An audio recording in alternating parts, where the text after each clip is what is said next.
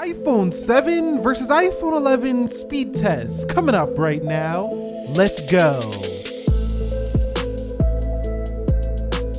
So what is up, guys? Nick here, helping you to master your technology, and welcome back to the channel. Let's begin with a boot up test between these two in 3, 2, 1 and see which one can get there. Now, this is 2016's Apple A10 Fusion chip over here with 2 GB of RAM, and we have double the RAM at 4 GB for the iPhone 11 and Apple's A13 Bionic chipset. So let's see how they do by comparison, just in, everyday stuff, turning on our phone, opening some applications, maybe running through some applications, some video rendering. You can see right there that we have a winner to the iPhone 7 in the boot up, and this seems to happen quite a bit sometimes, just booting up. This older phone just boot up first over the iPhone 11. Pretty strange. Okay, so quickly confirming the software, the iPhone 7's on iOS 13.1.2, as is the iPhone 11 right there. Those are the official versions available to the public right now. Okay guys, so for iPhone 7, Touch ID actually got a little bit faster, but it's not directly comparable to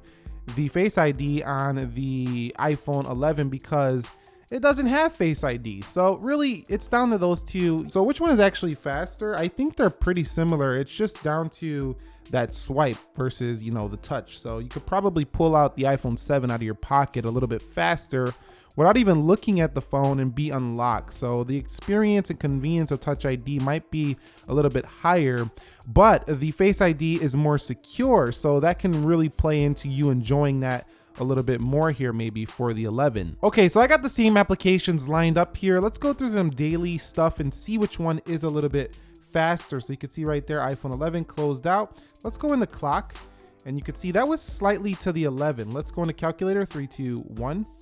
And you can see slightly on the animation to the iPhone 11. Let's go into settings, and you can see again to the 11 slightly. Now, the actual gesture of going back is a lot smoother feeling, but still some people really still love their Touch ID. So let's go into App Store, and you can see App Store is first for the iPhone 11. So incremental performance improvements so far in just everyday applications. Let's go into Amazon, and you can see Amazon is first there for the iPhone 11. Let's go into Pandora, and you see that pops open there on the 11. So good sign so far for the 11. Let's go into Prime Video, and you can see Prime Video.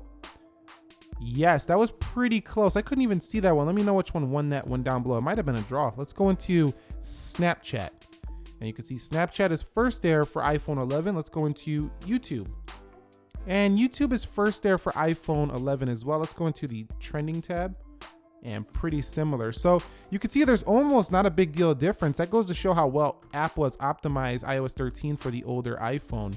And you see iPhone 11 had that one. It had a pop-up, but it was first over the iPhone 7. Let's go into Best Buy, and you can see Best Buy is first here for iPhone 11, just barely. It was just barely. You would have to see it in 0.5x maybe to see it. Let's continue on with Temple Run, 3, 2, 1, and see which one can load this casual game first. And you see that looks like the iPhone 11 was slightly ahead there. Let's go into the next game right here, 3, 2, 1, as it should be. And as more games become more developed for the iPhone 11 processor, I'm sure it's going to open things and run things a little bit smoother.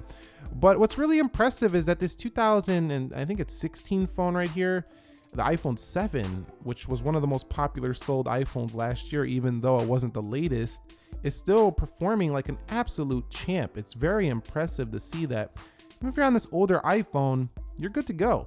You really are. Let's go into the next game, 3, 2, 1.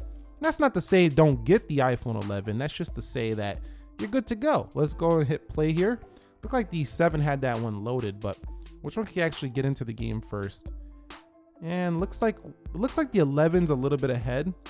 We'll see here in a minute which one actually gets into the game, but the 7 started to load it first, and you can see not a great deal of difference here. The 11 was a little bit faster there, but I'm sure when it comes to the newer games like Call of Duty and things like that, having the more powerful GPU and CPU is definitely going to benefit you for the iPhone 11. But based on this speed test alone, I'm calling it a win to the 11, but incrementally so. It's just very slightly faster in just your everyday stuff. But one area where you absolutely feel that the iPhone 11 is a little bit faster, this also goes for things like the 10R, any 10 series phone, is that the gestures just give you the perception that the phone is actually snapping through things a little bit faster. And that's because there's no physical press, which gives you a little bit of a time delay, because if we hit the App Store, for example, here, I actually have to physically press that button. So that just feels slower than gestures. But let's go ahead and run through the applications to see if we do get any reloads here for each device. So we had those games paused, and that's where we were in Temple Run. You could just see me trying to press that button just a little bit slower than gestures. And you could see YouTube. Let's see if YouTube had the reload. No, it didn't. Let's go into Snapchat, Prime Video, everything good to go. Pandora and Amazon, good to go. App Store. So for 2 GB of RAM, the iPhone 7 settings reloaded. The iPhone 7 is not really that bad, actually. As you get more applications, it might get a little bit slower, but still not bad at all there for 2019. Let's go into the iPhone 11. If that phone did that well, I'm sure that the iPhone 11's going to be just fine. You see Best Buy, slight reload. That was strange. And then you could see YouTube. Let's go into Snapchat.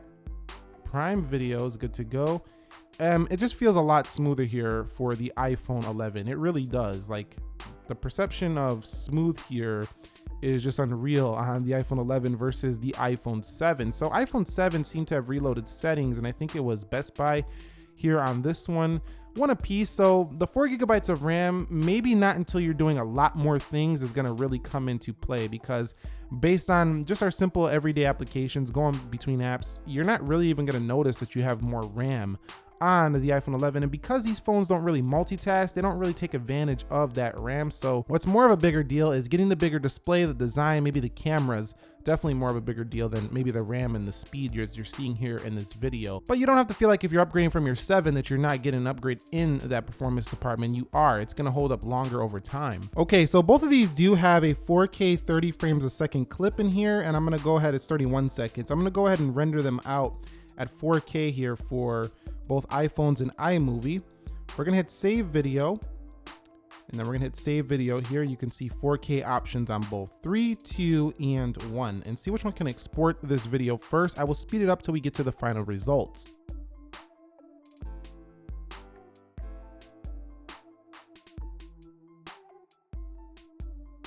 So you see the iPhone 11 far in the lead over the iPhone 7, and this lead will only grow as the video gets larger. So this test really does show the power of iPhone 11, significantly faster when it comes to heavier tasks like video rendering. So I'm quickly gonna run a Geekbench 5 benchmark to see which one does produce the better score in 3, 2, 1, and I'll be back when they are done. Okay, so the final Geekbench 5 scores are in, and you could see that the iPhone 11 scores almost the same on the single core as the iPhone 7's multi-core, and it's an absolute crushing win for the multi-core. So technically speaking, the 11 definitely a lot more powerful, but you've seen in this video that wouldn't necessarily indicate real world differences in performance.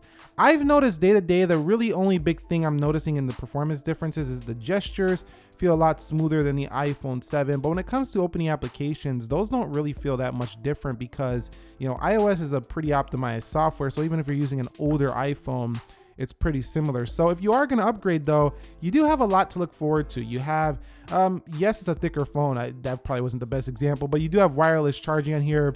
You do have a great battery life, way improved over the iPhone 7. You also have way better cameras on the iPhone 11, and the processor is technically faster. So over the long term, you are going to have better performance. So I think it's time, if you have an iPhone 7, to potentially think about upgrading. But it's not like if you hold on to it for one more year with iOS 13 that you're going to be like unusable phone. It's going to be very usable if you just wanted to wait till Apple potentially removes the notch next year. So anyway, that's it for me. If you guys found this video helpful, entertaining, informing, click that like button for me. If you're new here, consider subscribing for more. Nick here, helping you to master your technology. Thank you very much for watching. Be sure to be well, and peace.